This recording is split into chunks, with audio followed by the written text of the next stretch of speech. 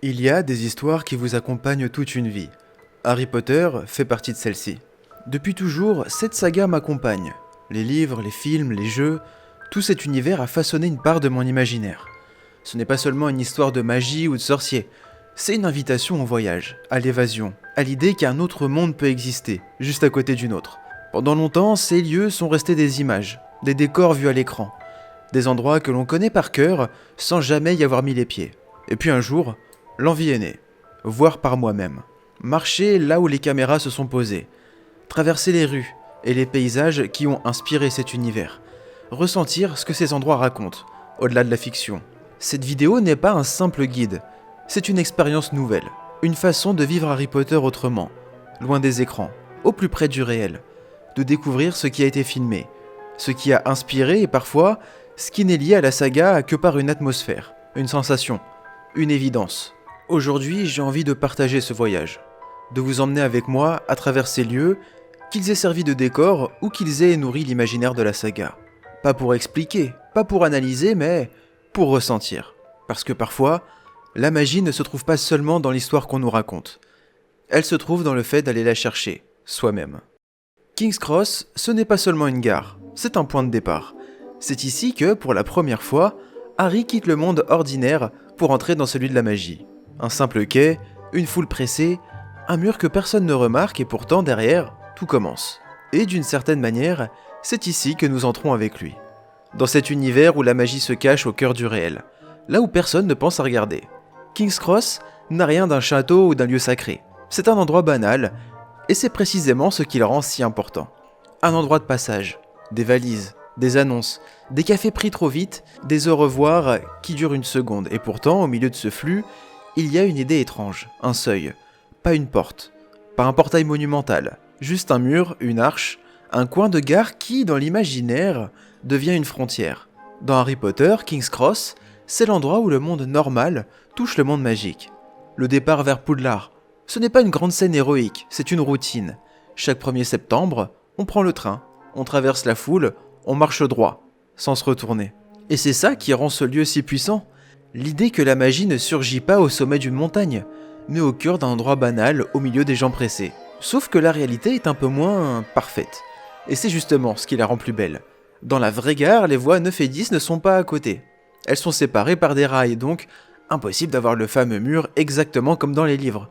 Alors pour le cinéma, l'équipe a triché avec élégance. Les scènes de la plateforme 9/3 ont été filmées entre les voies 4 et 5, qui ont été renumérotées pour le tournage.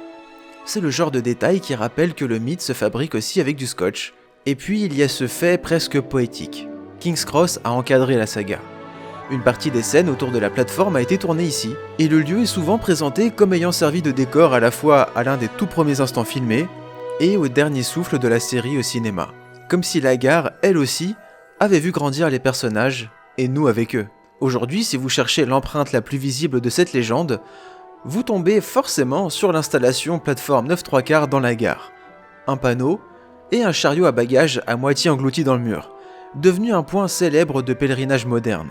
Photo obligatoire, sourire, mais avec toujours beaucoup trop de monde. Et le lieu assume totalement son rôle. Il y a même une boutique dédiée juste à côté, avec là aussi toujours beaucoup trop de monde.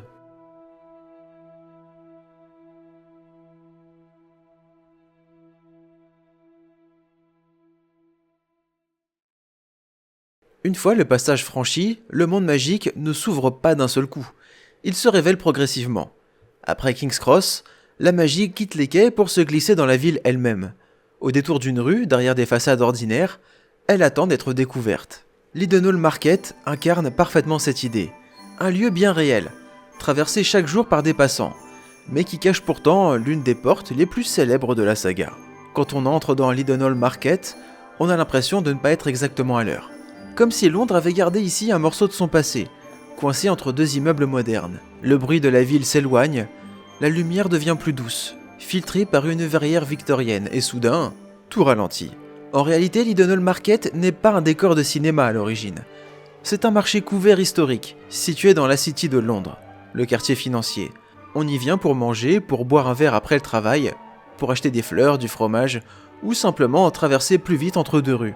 Le lieu existe depuis le Moyen-Âge. même si la structure actuelle, avec sa verrière et ses ornements colorés, date essentiellement de la fin du 19e siècle, un endroit bien réel, bien vivant, profondément londonien. Et pourtant, c'est précisément là qu'il fonctionne si bien à l'écran. Dans Harry Potter à l'école des sorciers, l'Edenhall Market devient le chemin de traverse. Pas l'intégralité de la rue magique, mais son entrée. C'est ici que Harry découvre pour la première fois le monde des sorciers, sans vraiment s'en rendre compte. Une simple cour, des façades étroites, des vitrines, et derrière l'une d'elles, le chaudron baveur. La façade utilisée pour le tournage existe toujours, une petite boutique aux portes sombres, presque discrètes. Rien de spectaculaire. Et c'est justement ce qui frappe. Le film n'a pas cherché à transformer l'Edenhall Market en quelque chose d'extraordinaire. Il s'est contenté de le regarder autrement, comme si la magie était déjà là, en attente, dissimulée derrière une porte que personne ne remarque. L'Edenhall Market fonctionne sur la même idée que King's Cross, la frontière invisible. Dans la vraie vie, c'est un lieu de passage quotidien pour des employés pressés, des touristes curieux, des habitués. Dans l'univers d'Harry Potter, c'est un sas, un endroit où l'on peut basculer d'un monde à l'autre, sans fanfare, sans éclair, sans portail. Il suffit de savoir où regarder. Aujourd'hui, le marché a changé de rythme, les étals alimentaires ont laissé plus de place aux bars et aux restaurants, mais l'architecture est toujours là. Les couleurs, les dorures, les pavés, et quand la foule disparaît, tôt le matin ou en fin de journée, on comprend pourquoi les repéreurs de lieux ont choisi cet endroit.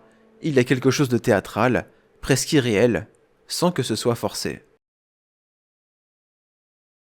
Après les lieux de passage et les portes discrètes, vient un moment où la magie déboule dans le réel, sans prévenir, où elle ne se contente plus de se dissimuler derrière un mur ou une façade.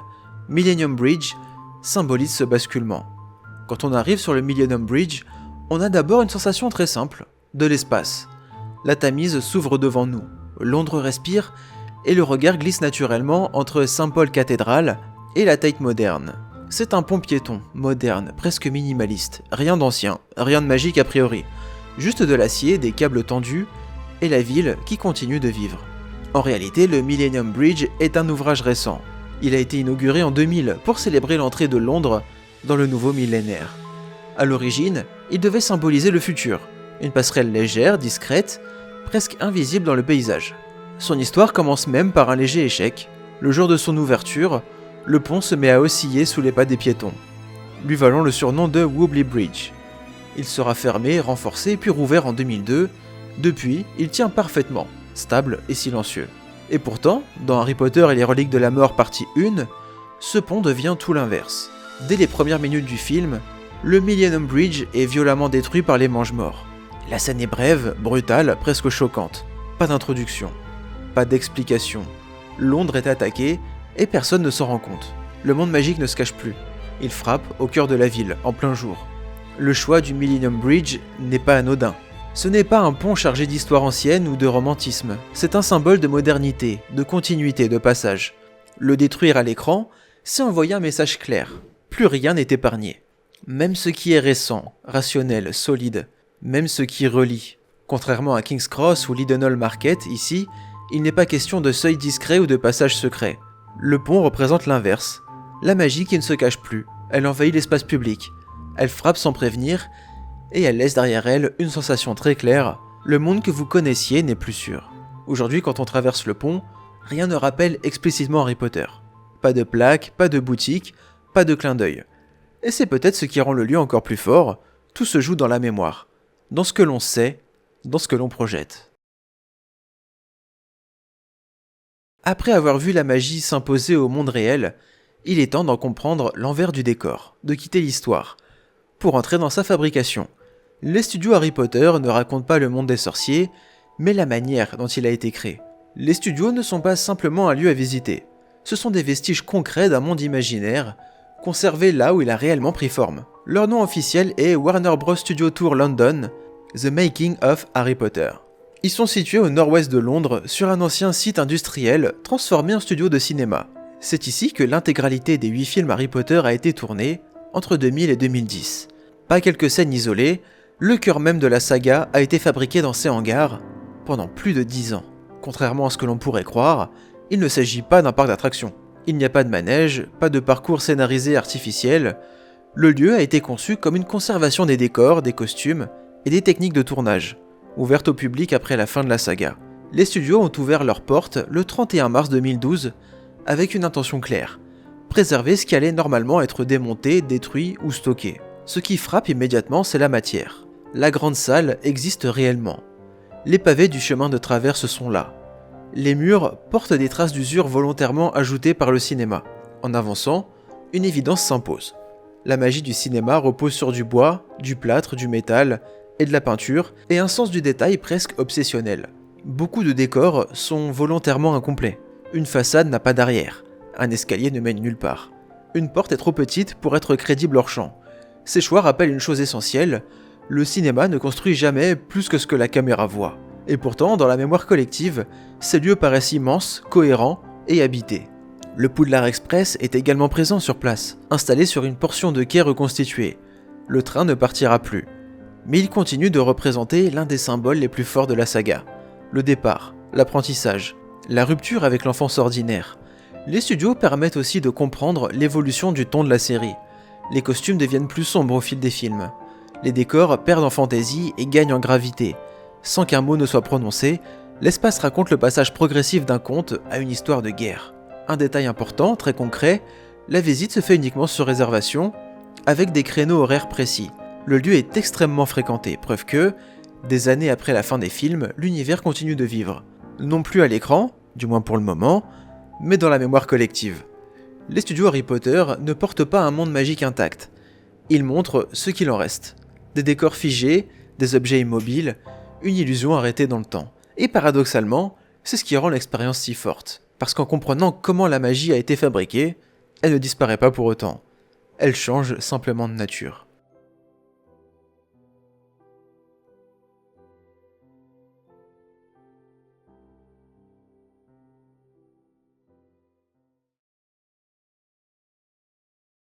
Londres laisse derrière elle le bruit, la foule, le mouvement constant. Et peu à peu, le paysage change. En quittant la ville, Harry Potter nous rappelle que la magie ne vit pas seulement entre les murs ou les rues étroites. Elle s'éloigne, elle change, dans des endroits plus vastes, plus silencieux, presque hors du temps. L'Écosse marque ce basculement. Avec Glenfinnan Viaduct, le voyage prend une autre dimension. Ici, ce n'est plus une porte que l'on franchit, mais une distance que l'on parcourt. Le train avance, le monde ordinaire recule, et la magie s'installe lentement, portée par les paysages. Le voyage vers Poudlard continue. Le viaduc de Glenfinnan a cette force rare des paysages qui semble déjà cinématographique avant même qu'une caméra n'y arrive. Rien n'y crie l'exploit. Et pourtant, tout y ressemble à un passage. Une vallée large, les rues humides des Highlands, et cette courbe de pierre grise, en réalité du béton, qui coupe l'horizon avec une précision presque irréelle. D'abord, il faut remettre le lieu à sa juste place. Glenfinnan Viaduc est un viaduc ferroviaire situé près de Glenfinnan, dans la région nord-ouest de l'Écosse. Il fait partie de la West Highland Line, la ligne qui relie notamment Fort William à Mallaig, et il franchit la vallée du River Finnan. Ce qui rend sa présence si particulière, c'est sa nature même. C'est un ouvrage de la fin de l'ère victorienne, construit en béton de masse. Le viaduc compte 21 arches, mesure 381 mètres, et s'élève à environ 30 mètres de haut au-dessus de la vallée. Dans la réalité, ce n'est pas un décor figé. La ligne est active. Le viaduc est un morceau d'infrastructure qui continue de servir, au milieu d'un paysage qui donne l'impression de ne pas bouger. Dans l'imaginaire collectif, pourtant, Glenfinnan est devenu le pont de Harry Potter, parce que c'est ici que passe, à l'écran, le Poudlard Express. Cette image du train qui se coupe sous le ciel écossais, avec sa fumée blanche et ses wagons sombres, est devenu un raccourci émotionnel. Le voyage vers Poudlard, la promesse d'un ailleurs. Et là, un point important, vérifiable, le train que beaucoup viennent voir aujourd'hui n'est pas une invention touristique récente. Sur cette ligne circule le Jacobite, un train à vapeur, et passe sur le viaduc de Glenfinnan. Ce qui rend Glenfinnan si contemplatif, au fond, c'est que le cinéma n'a presque rien eu à ajouter. Il a surtout nommé le lieu autrement. Le viaduc existait déjà avec sa courbe, ses arches régulières, sa sobriété. Les films ont simplement posé une histoire dessus. Et depuis, des milliers de personnes attendent le passage d'un train réel pour retrouver une image fictive. Mais à l'image, Glenfinnan reste le même. Un pont, un train, une vallée. Et cette sensation très simple. Parfois, la magie au cinéma vient moins de ce qui a été inventé que ce qui existait déjà, quelque part dans le réel, en attendant d'être regardé autrement. Glenfinnan marque le chemin vers Poudlard. ce moment suspendu où l'on quitte définitivement le monde ordinaire. Mais une fois le train arrivé, la magie ne se vit plus dans le mouvement. Elle s'ancre dans les murs, dans la pierre, dans le savoir. L'université de Glasgow incarne parfaitement cette étape. L'université de Glasgow est l'un de ces lieux qui imposent le silence, avant même que l'on sache pourquoi. La silhouette néo-gothique du bâtiment principal domine la ville. Une masse de pierres sombres, hérissée de tours et d'arches, qui évoque davantage une forteresse ou une cathédrale qu'un simple campus universitaire. Il est important de le préciser clairement. Aucune scène des films Harry Potter n'a été tournée à l'université de Glasgow. Le lieu n'apparaît pas officiellement dans la saga. Et pourtant, pour beaucoup de visiteurs, en particulier les fans, l'association avec Poudlard est immédiate. Fondée en 1451, l'université de Glasgow est l'une des plus anciennes d'Europe. Son style néo-gothique, inspiré à la fois des universités médiévales et des édifices religieux, est précisément celui qui nourrit l'imaginaire visuel de Poudlard dans les films. Archers lancés, cloîtres, couloirs de pierre, escaliers monumentaux. En se baladant dans les cloîtres et les cours intérieures, la comparaison devient presque instinctive. Non pas parce que l'on reconnaît un décor précis, mais parce que l'atmosphère correspond parfaitement à l'idée que l'on se fait de Poudlard. Une école ancienne, imposante, légèrement intimidante. Un lieu où le savoir semble ancien, presque sacré, et où chaque pierre donne l'impression d'avoir vu passer des générations d'élèves. Poudlard dans la saga n'est jamais présenté comme un lieu confortable ou lumineux. C'est un endroit de transformation, parfois oppressant, souvent solennel. L'université de Glasgow renvoie exactement cette impression. Elle ne cherche pas à séduire, elle impose le respect. Et c'est précisément ce qui la rapproche tant de l'école de sorcellerie. L'université de Glasgow n'est donc pas un lieu de tournage, mais un lieu d'évidence. Celui qui rappelle que l'univers de Harry Potter ne sort pas de nulle part, et que son esthétique puise profondément dans des institutions bien réelles. Après les lieux imposants, vient quelque chose de plus discret. Après les pierres chargées d'histoire, un endroit presque banal. L'université de Glasgow évoque le savoir, la tradition, les institutions anciennes, mais l'Elephant House, à l'inverse, raconte une autre facette de la magie, celle qui naît dans l'ordinaire. Pas dans un château, mais dans un café. Pas dans le silence d'une grande salle, mais au milieu du quotidien. The Elephant House est l'un de ces lieux où la réalité et le mythe se superposent presque trop facilement. Un café simple, niché dans le centre de Édimbourg. Sans décor spectaculaire, sans vitraux gothiques, ni tours anciennes. Et pourtant, pour des millions de lecteurs, il occupe une place bien particulière dans l'histoire de Harry Potter. C'est ici que J.K. Rowling a réellement écrit des parties de la saga. À la fin des années 90, alors qu'elle vivait à Édimbourg, elle venait s'installer dans ce café pour travailler sur les premiers tomes. Elle l'a confirmé à plusieurs reprises. Le lieu lui permettait d'écrire au calme, au chaud, avec une vue dégagée sur la ville. Harry Potter n'y est pas né à proprement parler, mais y a grandi sur le papier. Il est important de nuancer une idée très répandue. The Elephant House est souvent présenté comme le lieu de naissance de Harry Potter. Cette formule est devenue célèbre, affichée sur la façade, reprise dans les guides touristiques. Mais J.K. Rowling a elle-même précisé que l'idée originale de la saga lui était venue bien avant, notamment lors d'un trajet en train entre Manchester et Londres. Le café n'est donc pas le point de départ de l'univers, mais l'un des endroits où il a pris forme concrètement. Un point essentiel mérite alors d'être clairement expliqué. L'Elephant House que l'on peut voir aujourd'hui n'est pas le café original. En 2021, le bâtiment historique, situé sur George Fort Bridge, a été gravement endommagé par un incendie. Le lieu a été fermé pendant une longue période et fait depuis l'objet de travaux de rénovation et de reconstruction. Autrement dit, le café tel que J.K. Rowling le fréquentait dans les années 90 n'existe plus dans sa forme d'origine. Ce qui subsiste aujourd'hui est une continuité symbolique, pas un décor figé dans le temps. Cela n'enlève pourtant rien à la charge émotionnelle du lieu. Ce qui rend The Elephant House si important, ce n'est pas son architecture ni son décor, c'est ce qu'il représente.